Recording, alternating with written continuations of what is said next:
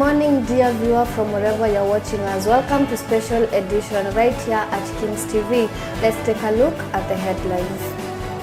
Raila's mass action, Catholic churches plan to unite leaders, schools to reopen.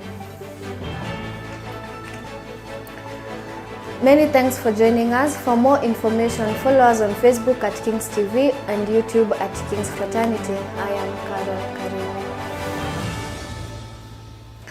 Azimio leader Raila Odinga, Wiper leader Kalonzo Musyoka, na Kenya leader Martha Karua and top Azimio bigwigs are missing in action as police battle protesters across the country.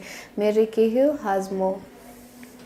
Azimio leader Raila Odinga and the top Azimio bigwigs are missing in action as police battle protesters across the country. NAK Kenya leader and Wiper leader Kalonzo Musyoka are among Azimio principals whose whereabouts are not known. This is the first time in Raila's wave of protest against the Kenya Kwanza administration in which he has hibernated completely. During the past demonstration, Raila would lead protesters with his mortgage, braveling tear gas and water cannons. In instances where he failed to show up at the protest, he would emerge later in the day for a press briefing with his rallies. This was not the case on July 19th, Wednesday, amid unconfirmed reports that he lost contact with his supporters. On the other hand, only one leader from the Azimio coalition was seen in the maandamano on Wednesday. That is the senator of Nairobi, Edwin Sifuna, was the only leader who was protest with other protests. Reporting to Kings TV, Kehio Mary. Former First Lady Mama Ngina Kenyatta is keen in protecting her properties following the withdrawal of General Service Unit personnel from her home area. Simon Chege reports. Former First Lady Mama Ngina Kenyatta is keen on protecting her property following the withdrawal of General Service Unit personnel for her Muthaiga home. The controversial political analyst Mutahi Ngugi appeals to President William Ruto administration to stop harassing and intimidating the former First Lady. He also pleaded with the head of state to spare Mama Ngina and instead engage his son, the former President Uhuru Kenyatta. Before the recent action by the government, Mama Ngina was being protected by 8 security officers led by a senior sergeant. The latest development came days after Ruto accused his predecessors of funding the violent anti-governmental protests. Reporting for Kings TV, I'm Samuel Chege. As demonstrations hit the third day, Catholic Church bishops say they have tried to reach President Ruto together with opposition leader Raila Odinga for talks amid the ongoing anti-government demonstrations, but in vain. During the address led by Kenya Conference of Catholic Bishop Chairperson Martin Kivuva says they are willing to engage the two leaders for a friendly solution that will bring the protest to an end. Beyonce Ongoi has more. Catholic Church bishops say they have tried to reach President William Ruto and opposition leader Raila Odinga for talks amid the ongoing anti-government demonstrations, but in vain. Addressing journalists in Nairobi on Wednesday around 12 a.m., the Kenya Conference of Catholic Bishops KCCB chairperson Archbishop Martin Kivuva said they are willing to engage the two leaders for a friendly solution that will bring to an end the protests. Archbishop Kivuva said, "We have tried to reach out to both of them, but we have not managed to see them face to face because of the activities of this week. But if they say they are ready this week, we will be there." Viongozi wetu waweze kutafuta njia ambayo wanaweza kukaa chini na kuongea pamoja, ile tunaita dialogue, kwa sababu to dialogue does not means really to look at all the issues, kwa sababu Kenya ikiharibika itaharibikia kwa kila mtu, na hiyo ndio tunasema kwamba tuombe kabisa na pia tutafute mbinu za kuweza kutatua haya mambo yote ambayo tunaona inaanza kutupeleka mbali. The demos enter the third round on Wednesday and the opposition plans to have them 3 days a week are moving forward. The opposition returned to the street after bipartisan talks between opposition legislatures and their counterparts failed, with both sides sides accusing each other of the damage. But the clergy on Wednesday called for the resumption of the talks, this time involving church leaders. They said Kenyans need to embrace non-violent ways of demanding their needs. Kenyans and our leaders must be willing to listen to each other for the sake of our country. We demand the failed bipartisan talks should be resumed in a different context that brings on board religious leaders and some eminent persons and bodies, Nyeri Archbishop Anthony Muheria said. We believe there is no problem that cannot be solved without dialogue. No further blood should be shed. In the Catholic bishop's view, President Ruto should repeal the Finance Act, which has caused an uproar among Kenyans over the additional levies in it and it comprises. Archbishop Muheria said the act signed in June places an unsupportable burden already distressed citizens, especially those in the low-income bracket. Archbishop Muheria said, "We ask the President to repeal the Finance Act and institute a process that will seek to achieve the same goals in the context of the current economic situation." Beyonce Wangoi, Kings TV. We'll be right back after this short break. Don't go too far.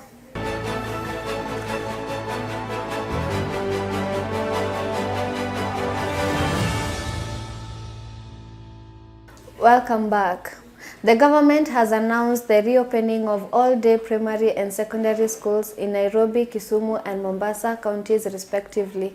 The schools had been closed on 19th July following a state report of planned violence near the schools.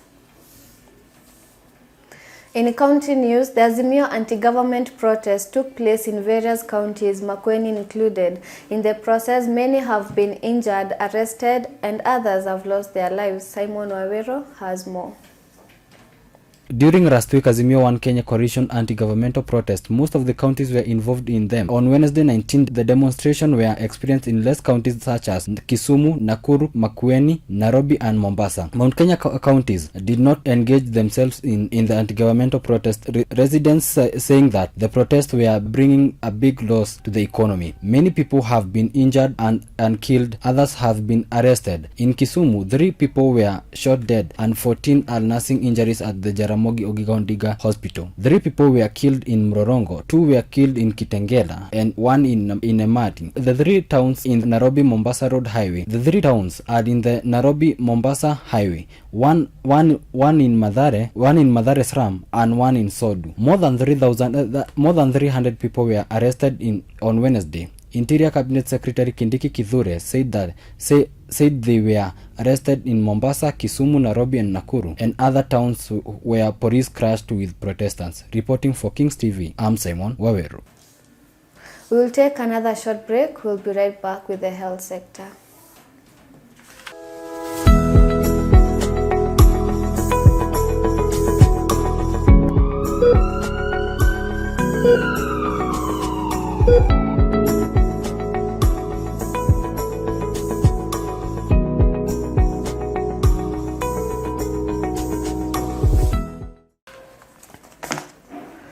Today on the Health Diary, we focus with a condition called asthma. Let's take a look as Cynthia, our reporter, educates us more about the condition.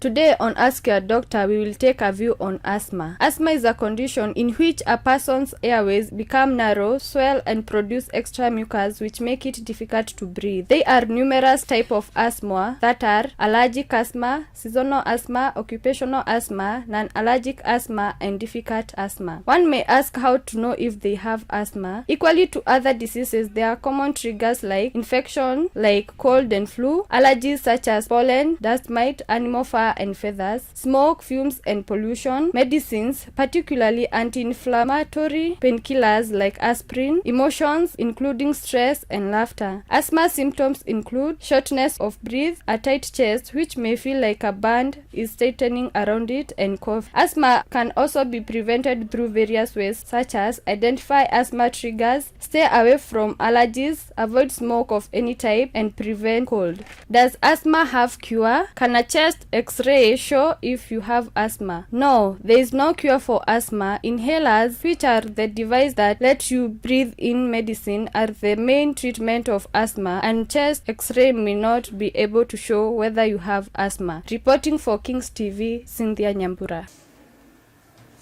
We will take another short break. We'll be back with the business sector.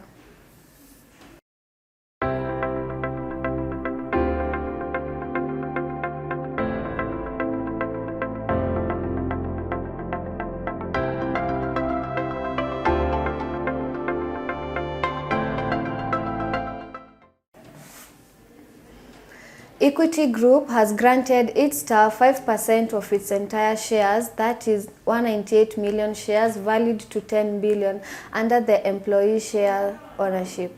Equity currently operates in Kenya, Uganda, South Sudan, Rwanda, Tanzania, and other respected African countries.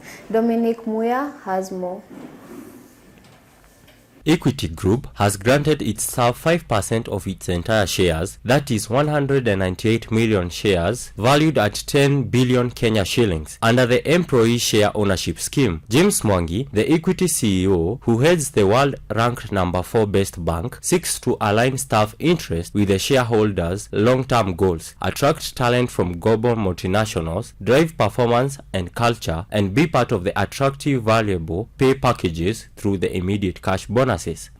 Best global practices of attracting, retaining, and developing talent, we have proposed to the board, which have accepted, and has proposed to put the request to the shareholders for the establishment of an employee share ownership program. The recognition and reward by staff by the shareholders follows the situated resilience and in creation of shareholders' values over a period of 7 years, characterized by a series of challenges including interest keeping, the COVID-19 pandemic, the Russia and Ukraine war, and the current macroeconomic turbulence marketed by the sticky and stubborn inflation, high interest rates, and volatile exchange rates that Equity currently operates in Kenya, Uganda, South Sudan, Rwanda, Tanzania, and DRC, with a commercial representative in Ethiopia. It also runs a non-banking subsidiary that provides investment banking, custodial, insurance, philanthropy, consulting, and infrastructure services. On the currency board, $1 is equivalent to 141.60 Kenya shillings, whereby £1 is equivalent to 183.08 Kenya shillings. Business Report, Kings TV. I am Muya Dominic. A Nigerian man identified as Tembu has revealed that he went partially blind for 45 minutes during his attempt to cry for an entire week to break the Guinness World Record. Ivin with more.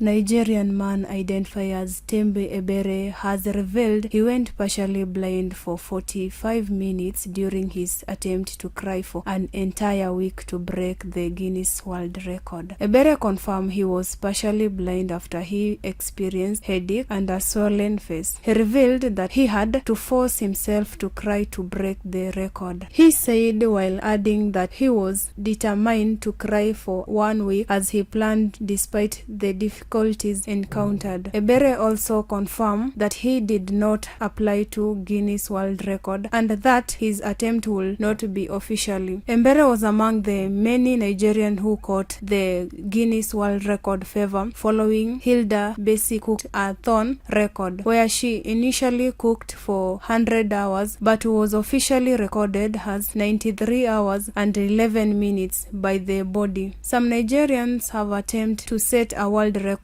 for cooking, with one of such cases being that of an Ekiti, popular known as Chief Dami. The rise in attempt promoted the body to react via a tweet asking that people first apply and have it confirmed by its team before attempting to set a record. Kings TV, Ivin Anjala. We will be back with Sports Arena.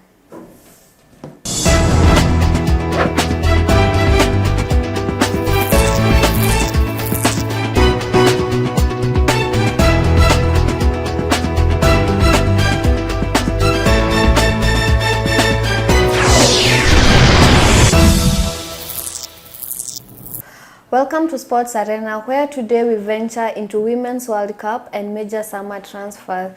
Our sports reporter June Joki has prepared more for us.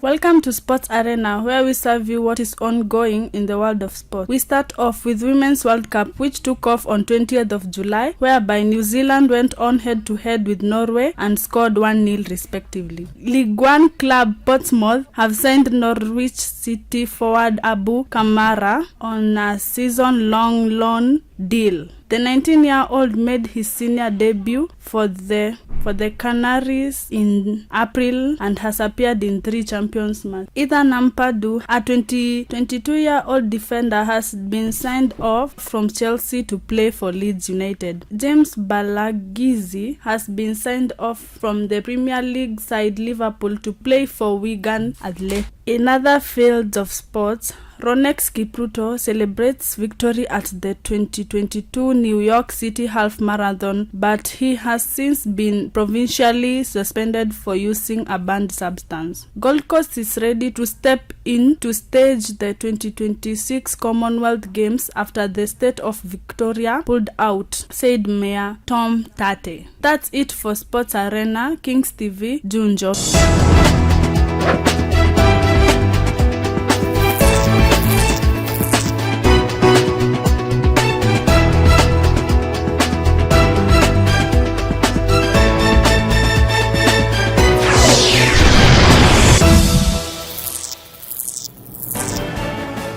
That has been our Sports Arena with Junjo Key. For more information, follow us on our social media handles, Facebook at Kings TV, YouTube at Kings Fraternity.